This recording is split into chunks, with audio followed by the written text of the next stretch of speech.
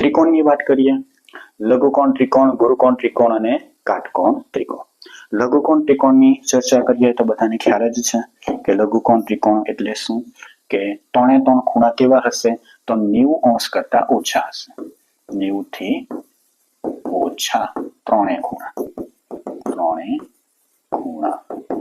90 થી ઓછા હોય તો તેને શું કહેવાશે, લઘુકોણ કહેવાશે. ગુરુકોણ એટલે શું, એક ખૂણો. એક ખૂણો કેવો હશે, 90 થી વધુ હશે. 90 થી વધુ હશે તો તેને શું કહેવાશે, તો ગુરુકોણ કહેવાશે. જેનો એક ખૂણો 90 હોય તો તેને શું કહેવાશે, કાટકોણ ત્રિકોણ કહેવાશે. બરાબર. ચાલો, એક ખૂણો 90 હોય એટલે કાટકોણ ત્રિકોણ કહેવાશે. એક ખૂણો 90 થી વધુ હોય તો ગુરુકોણ કહેવાશે.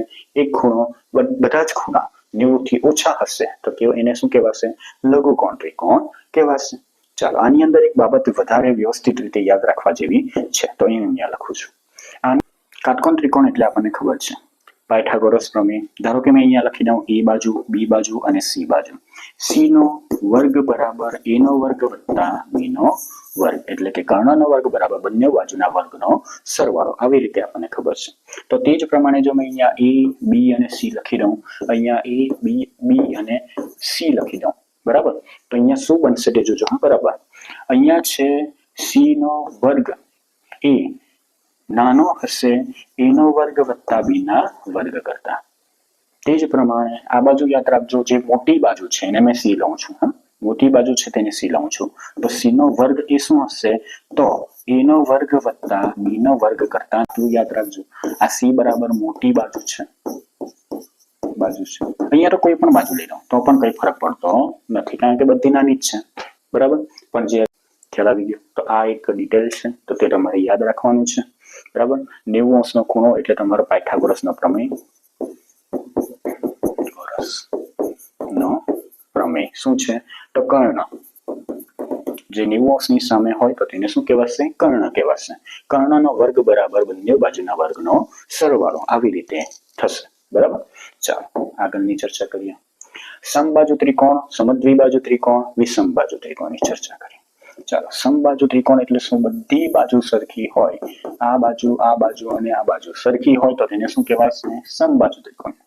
સમદ્વિબાજુ ત્રિકોણ એટલે કંઈક આવી રીતે હોય, આ બાજુ અને આ બાજુ સરખી હોય પણ આ બાજુ જુદી હોય તો તેને સમદ્વિબાજુ કહેવાશે. હા, આ બંને બાજુ સરખી અને આ જુદી હોય તો પણ સમદ્વિબાજુ. કોઈ પણ બે બાજુ કેવી હોવી જોઈએ, સરખી હોવી જોઈએ. બે બાજુ સરખી હોય અને ત્રીજી બાજુ કેવી હોય, જુદી હોય તો તેને સમદ્વિબાજુ ત્રિકોણ કહેવાય છે. વિષમબાજુ ત્રિકોણ એટલે કે ભાઈ ગમે તેવી હોય, આ જુદી હોય, આ જુદી હોય અને આ પણ જુદી હોય તો તેને શું કહેવાશે, વિષમબાજુ ત્રિકોણ કહેવાશે. હવે જે આ લખેલું છે તે શું છે, તો લખેલું છે તે ક્ષેત્રફળનું સૂત્ર છે. આ મોસ્ટ આઈએમપી છે અને ઘણીવાર પૂછાયું છે. બરાબર.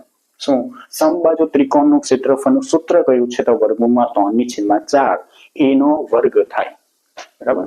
ચાલો, સમદ્વિબાજુ ત્રિકોણનું સૂત્ર શું થાય, b/4 વર્ગમૂળમાં 4 a નો વર્ગ માઇનસ b નો વર્ગ થાય. બરાબર.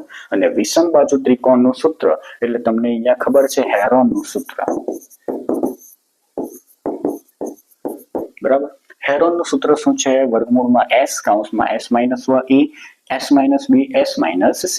આ એનું હેરોનનું સૂત્ર છે, જ્યાં s બરાબર શું થશે, અર્ધ પરિમિતિ થશે. બરાબર.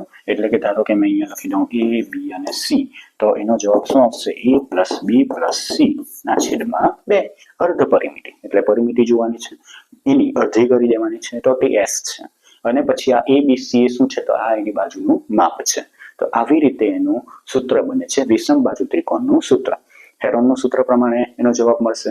જ્યારે સમદ્વિબાજુ ત્રિકોણનું સૂત્ર આ છે, સમબાજુ ત્રિકોણનું સૂત્ર આ છે. મોડે કરી નાખવાનું, પૂછાય તો તમારો માર્ક્સ બેઠો આવશે. ચાલો, મધ્ય કેન્દ્ર અને લંબ કેન્દ્રની વાત કરવાના છે મિત્રો. મધ્ય કેન્દ્ર અને લંબ કેન્દ્રમાં ફરક શું છે, તો તે બરાબર જોજો. મધ્ય કેન્દ્ર એટલે કોઈ પણ એક મેં ત્રિકોણ લઉં, બરાબર, તેમાંથી હા સામેની બાજુ છે તો તેને મધ્ય કેન્દ્ર શોધું. ધારો કે અહીંયાથી મારે લીટી દોરવાની છે પણ એની સામેની બાજુ કોણ છે, આ છે. એના મધ્ય ઉપર મેં તબકું દોરું, એટલે કે આ બાજુ અને આ બાજુ બંને સરખી છે. ધારો કે આ બંને સાઈડ છે કે 10, ટોટલ છે 10 સેન્ટીમીટર.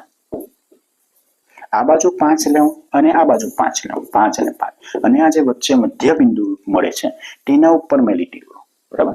તે જ રીતે આ જે ખૂણો છે તેનાથી સામેના મધ્ય બિંદુ ઉપર, એટલે કે આ બાજુ અને આ બાજુ પણ સરખી. બરાબર, એટલે મધ્ય બિંદુ. અને અહીંયાથી પણ મેં મધ્ય બિંદુ આ બાજુ દોરું છું, 1 2 3 4, 1 2 3 4. બરાબર, તો આ બિંદુ દોરું છું. અને જે વચ્ચે બિંદુ મળે તો તેને શું કહેવાશે? મધ્ય કેન્દ્ર કહેવાશે. બરાબર. અને જ્યાં મેં લીટી દોરું છું તો તેને શું કહેવાશે? મધ્યગા કહેવાશે. યાદ રાખજો ખાસ. બરાબર.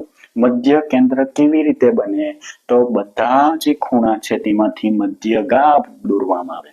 મધ્યગા દોરવામાં આવે એટલે શું છે? તો ભાઈ જે ખૂણો છે તેની સામેની બાજુને બે સરખા ભાગ પાડે. બરાબર, મધ્યમાંથી ભાગ પાડે તો તેને શું કહેવાશે? મધ્યગા કહેવાશે. અને આ 3 મધ્યગા જ્યાં ભેગી થાય તો તેને શું કહેવાશે? મધ્ય કેન્દ્ર કહેવાશે. બરાબર. આમાં જુદું છે, લંબ કેન્દ્ર એટલે જુદું છે. શું છે? તો ધારો કે એક મેં ત્રિકોણ લઉં. હવે શું કરું? તો સામેનો ખૂણો છે તો તેનાથી સામેના જે બાજુ છે તેના પર મારે લંબ દોરવાનો છે. આ બાજુનો ખૂણો છે તો તેની પાસે આ બાજુથી લંબ દોરવાનો છે. આનો ખૂણો છે તો આ બાજુ મારે શું કરવાનું છે? લંબ દોરવાનો છે. લંબ દોરો તો ત્યારે શું મળે તમને? લંબ કેન્દ્ર મળશે. આ રહ્યું લંબ કેન્દ્ર, અહીંયા છે. આ બાજુ જો મધ્ય કેન્દ્ર અહીંયા છે, અહીંયા છે, અહીંયા છે. બરાબર. હવે જોજો એક વસ્તુ જુદી છે. મધ્ય કેન્દ્ર તે લઘુકોણ ત્રિકોણ હોય, ગુરુકોણ ત્રિકોણ હોય કે કાટકોણ ત્રિકોણ હોય. મધ્ય કેન્દ્ર હંમેશા શું હશે?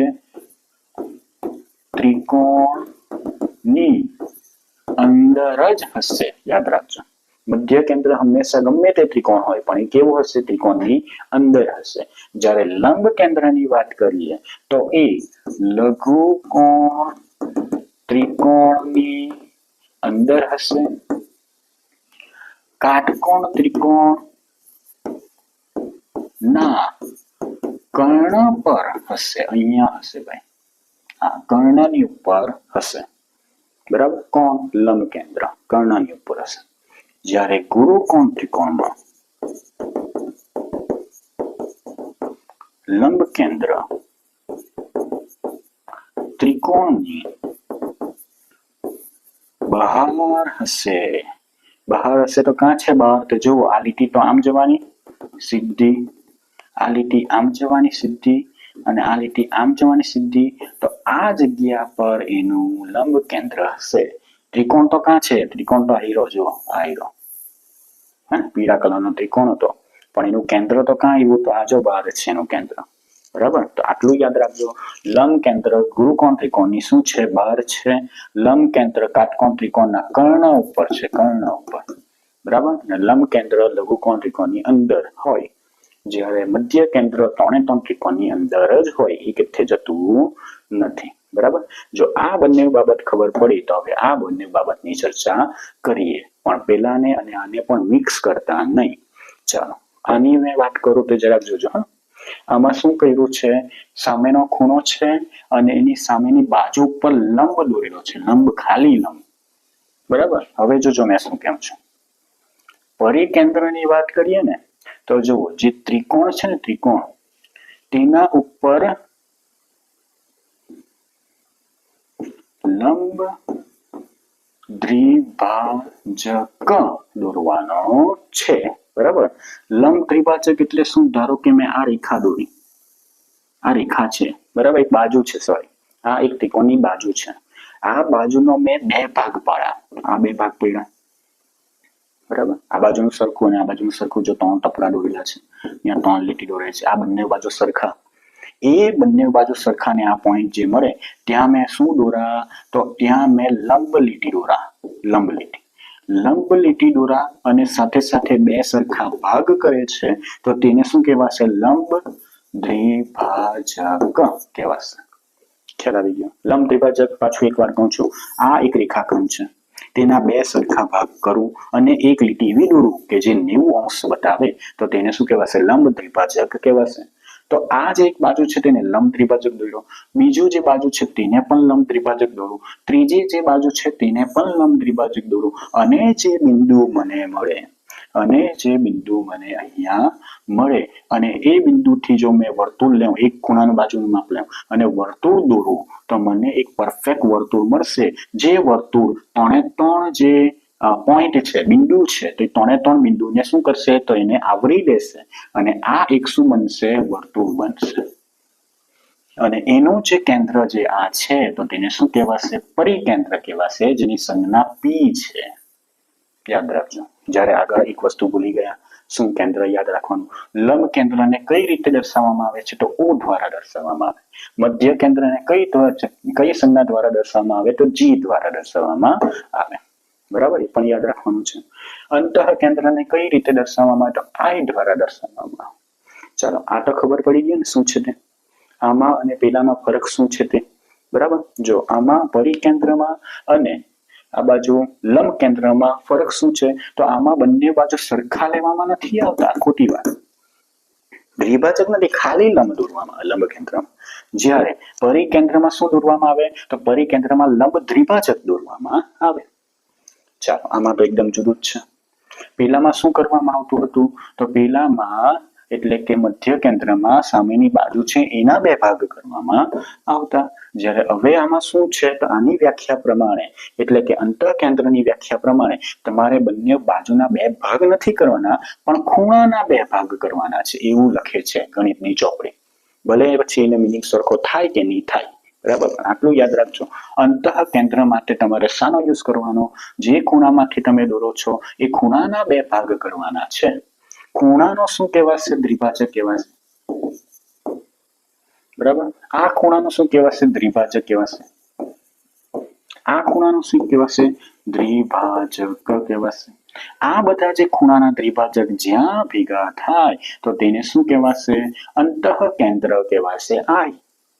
બરાબર, ચાલો, તો આ અંતઃ કેન્દ્ર I છે તો તેના પરથી મેં જો વર્તુળ દોરું તો સ્પર્શક જેવું વર્તુળ દોરાશે અને અંદર વર્તુળ દોરાશે, અંદરની સાઈડ.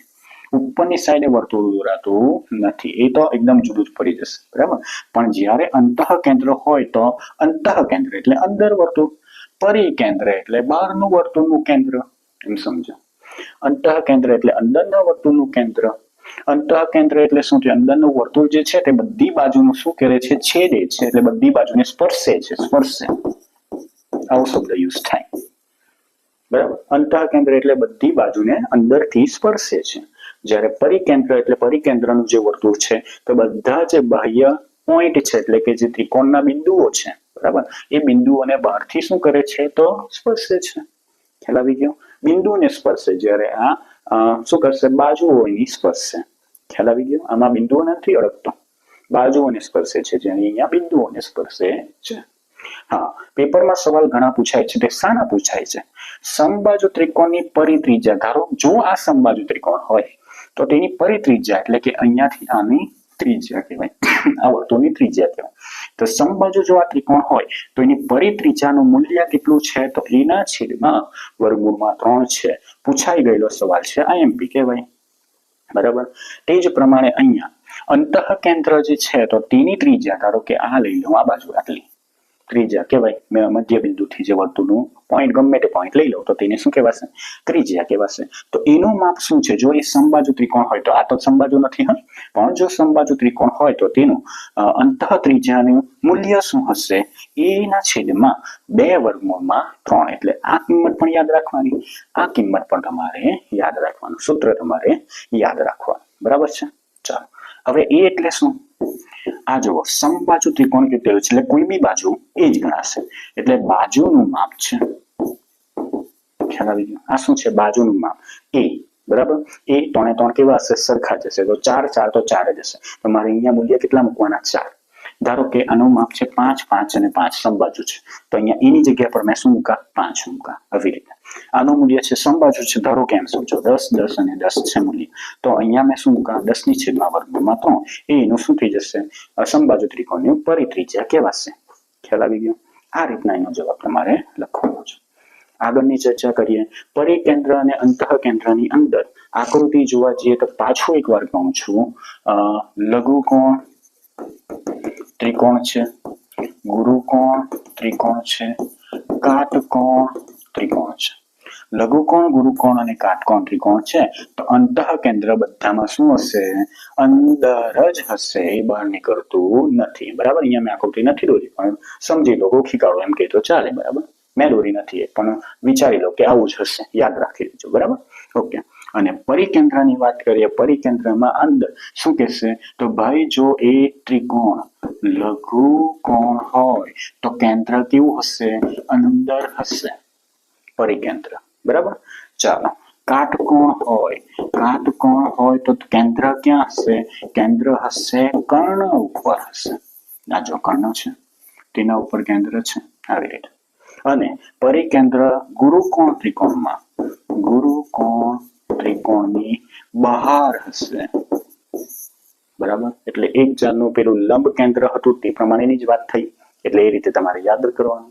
લંબ કેન્દ્ર અને પરિકેન્દ્રમાં આ સિસ્ટમ કેવી છે? બંનેમાં સરખી છે. બરાબર, જ્યારે આમાં અંતઃકેન્દ્ર અને મધ્ય કેન્દ્રમાં બંનેમાં સિસ્ટમ કેવી છે? સરખી છે. તો આ રીતનું આ જે ખૂણા છે અને કેન્દ્ર છે, ત્રિકોણ છે અને કેન્દ્ર છે, તો તેની ચર્ચા કરી. હવે આપણે એકરૂપ ત્રિકોણ અને સમરૂપ ત્રિકોણની ચર્ચા કરીએ. છેલ્લી ચર્ચા. એકરૂપ ત્રિકોણ એટલે શું? બંને સરખા હોય. શું સરખા હોય? ખૂણા પણ સરખા અને બાજુ પણ સરખી. બંને કેવા હશે? સરખા હશે. બરાબર. જ્યારે સમરૂપ ત્રિકોણમાં શું સરખા હોય? સરખા હોય માત્ર ખૂણા, બાજુ કેવી હોય? અલગ હોય. તો તેને શું કહેવાય? સમરૂપ કહેવાય. રૂપ સરખું પણ હાઈટ સરખી નહીં. એકરૂપ એટલે રૂપ પણ સરખું ને હાઈટ પણ સરખી, બધું સરખું હોય. બરાબર, તો તેને શું કહેવાશે? એકરૂપ કહેવાશે. જ્યારે સમરૂપ કોને કહેવાશે? જ્યારે રૂપ સરખું હોય પણ બાજુઓ કેવી હોય? નાની મોટી હોય, તો તેને શું કહેવાશે? સમરૂપ કહેવાશે. આ લખ્યું જ છે. ખૂણાઓ સરખા હોય એટલે 1 નંબરનો ખૂણો બરાબર 1 નંબરનો ખૂણો, 2 નંબરનો ખૂણો બરાબર 2 નંબરનો ખૂણો, 3 નંબરનો ખૂણો બરાબર 3 નંબરનો ખૂણો થાય તો ત્યારે એને શું કહેવાય? સમરૂપ કહેવાય. પણ બાજુ સરખી હોતી નથી. આ બી બાજુ સરખી હોતી નથી. જ્યારે આની અંદર ખૂણા 1 નંબરનો તો આ પણ 1 નંબરનો સરખો, 2 નંબરનો તો આ પણ 2 નંબરનો ખૂણો, 3 નંબરનો તો આ પણ 3 નંબરનો ખૂણો સરખો છે. પણ બાજુઓ પણ સરખી છે. એ બી બરાબર, અહીંયા એફ લખી દઉં, અહીંયા જી લખી દઉં. બરાબર, એફ થાય, બીસી બરાબર એફજી થાય અને એસી બરાબર ઈજી થાય. તો ત્યારે શું થઈ જશે? એકરૂપ ત્રિકોણ કહેવાશે. અને ખૂણા પણ બધા કેવા છે? સરખા છે. જેમ કે ખૂણો એ બરાબર ખૂણો ઈ, ખૂણો બી બરાબર ખૂણો એફ, ખૂણો સી બરાબર ખૂણો જી. જ્યારે અહીંયા બાજુઓ સરખી હોતી નથી પણ ખૂણાઓ કેવા હોય છે? સરખા હોય છે પેલી બાજુ. બરાબર, પણ બાજુઓ એ સી બરાબર ઈ જી લખી શકાય નહીં. તો આને કહેવાશે એકરૂપ ત્રિકોણ અને સમરૂપ ત્રિકોણ. બરાબર, તો આજે આ લેક્ચરમાં અહીંયા સુધીનું આપણે કન્ટેન્ટ રાખીએ. નેક્સ્ટ લેક્ચરમાં આપણે આગળના જે બીજા વિષય છે, ચતુષ્કોણ છે, તો એની બધીની ચર્ચા કરીશું. તો હવે હું રજા લઉં છું. Thank you.